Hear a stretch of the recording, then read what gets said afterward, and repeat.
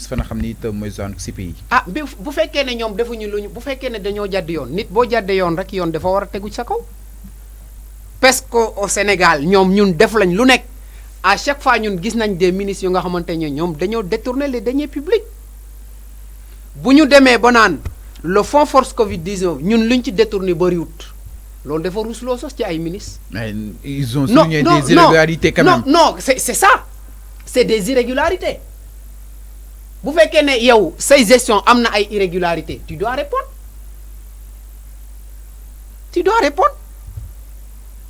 mu nekk nag benn cour boo xamante ne la cour des comptes ñoom ñoo leen épinglé par rapport à ça. mais la cour des comptes n'est pas n'importe quelle juridiction c'est la juridiction qui contrôle les deniers publics au Sénégal. alors bu fekkee ne ñoom vraiment am na lu bari loo xamante ne nuñ ko defee jaarul yoon.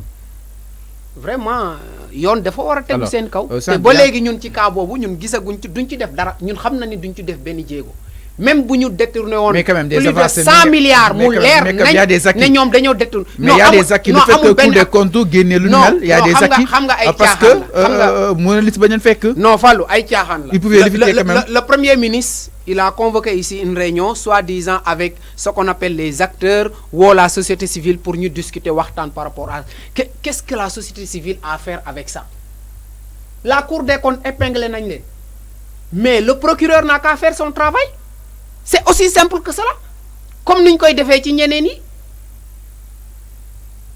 lan moo tax ñoom bu ñu détourné ñu woonu ñu waxtaan bu fekkee koo xamante ne àndut ak ñoom ñu koy jéem a fexeel ñoom à chaque fois dañuy accélérer sax seen i dossier mais il faut que yoon def liggéeyam nañu def yoon def liggéeyam bu fekkee ne nag ñoom du ñu bàyyi yoon def liggéeyam fii ci Sénégal xam naa bu ñu wàccee moom yoon dina tegu seen kaw moom te ñoom li ñu dese ci nguur gi bëriwul. bu bëree ba bëri 7 mois moo leen dese ñoom ñu abal ñu Sénégal. alors ba léegi si wàllu CPI li ñu daal dese nii parce que récemment ki nga xam ne que mu di Juan Branco nag yóbbu na fa suñu ay ministre bëri nañu ñun ma ni jàpp ni ñii ñoo infiltré par rapport ak li nga xam ne que mu di ces émeutes exactement mais est-ce que yaa ngi si xaar benn li nga xam ne que mu di peut-être retour bu favorable comme sax benn suite bu favorable par rapport ak cette demande exactement mais tamit est-ce que loolu du yàq tuuti suñu ay plan diplomatique par rapport ak les investisseurs tout en disant que Sénégal dëkk bu instable la loolu du yàq dara parce que d'abord c'est des gens yoo xamante mais si parce que benn réew ñaar dëkk ñoom seen taxawaay xaaral ñoom parce que ñoom seen taxawaay ça a coûté plus de 30 personnes au Sénégal plus de 30 personnes. mais et vous. ay bakkan mais et vous. non xaaral rek non xaaral j'arrive. yéen ban part de responsabilité ngeen si am. j'arrive yéen waa opposition bi par rapport à ces 30 morts. parce que aussi tu me laisses terminer. les responsabilités sont partagées. j'ai dit bu fekkee ne seeni taxawaay ñoom seen attitude ak seen bëgg-bëgg ça a coûté plus de 30 personnes au Sénégal alors que nos juridictions nationales ñoom defuñu seen liggéey.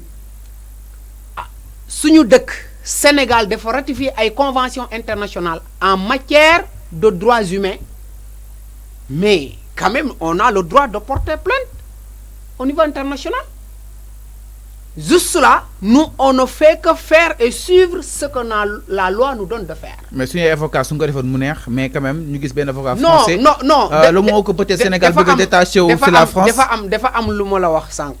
Le monde est devenu un village planétaire. Donc Sénégal, nous sommes dans le cadre de la mondialisation. Donc Sénégal, il y a des France. Il y a des Sénégalais. Donc il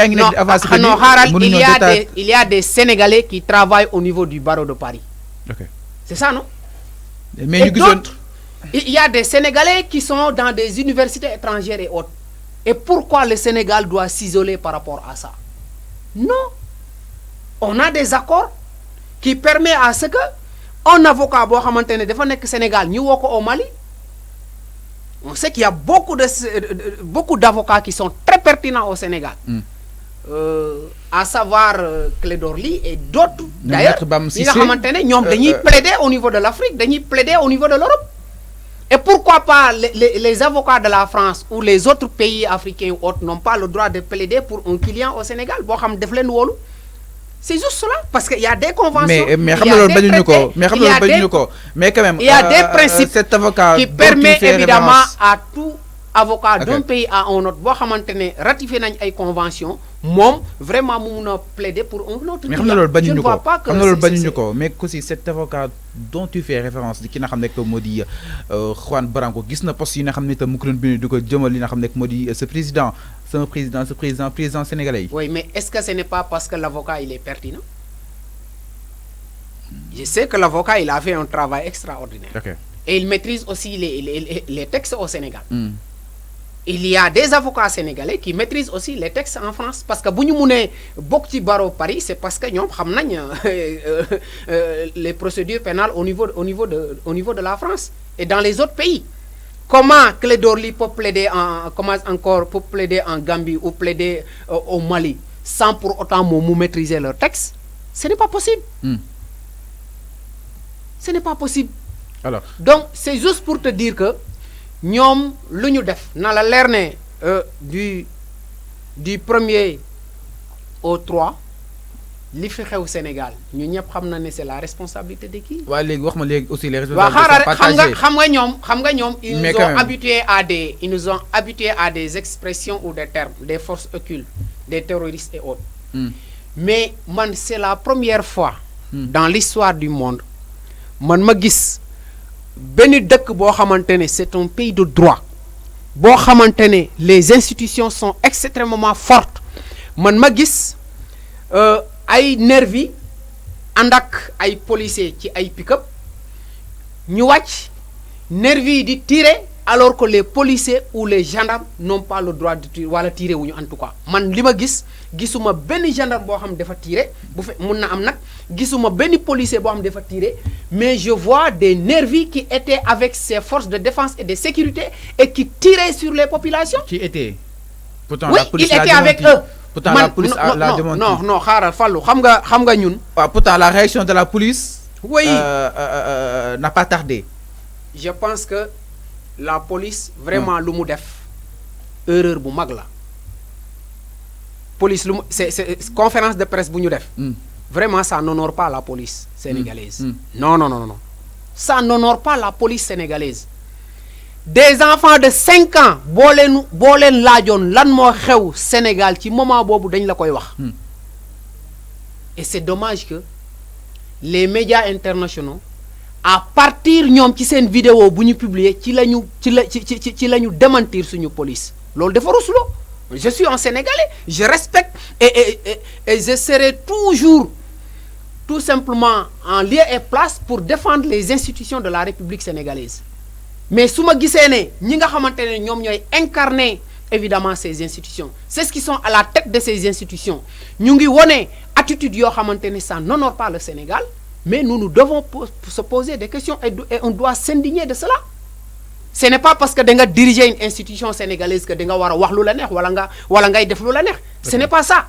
Il y a des règles, les lois et des règles qui sont régies pour pouvoir permettre au Sénégal de fonctionner comme en état normal. Mais l'Union gis, en tout cas ces 3 jours-là, le Sénégal n'était pas en état normal en matière de maintien de l'ordre. Mais dañuy naan tout le temps que ni nervi yaa ngi fi yëpp te itam bépp policier am na say nervi exactement est-ce que des fois di jaawale garde rapproché ak li nga xam ne que moo di nervi parce que aussi de plus en plus policiers boo gis mi ngi ànd ak li nga xam ne que moo di ces nervi ñoo xam ne ils sont censés li nga xam ne que moo di de les protéger exactement alors numéro 10 bi nga xam ne itam yaa ngi koy wax ñoom wax nañ ko. kooku kese kooku xëy na moo gën a vidéo boobu moo gën a fausse rek et je pense que ñoom ce qu'ils voulaient. ñom amuñu ko parce que buñu défé restriction par rapport à l'internet peut-être li tax ñu def ko il voulait que vraiment seeni nervi ñom ñu def sen liguey Sénégal ba paré té kenn du ko xam mais malheureusement ils ont échoué. Alors dañuy daal di poursuivre ba tey wax aussi daal di avancer un peu avec le débat par rapport bien sûr à cette barricade.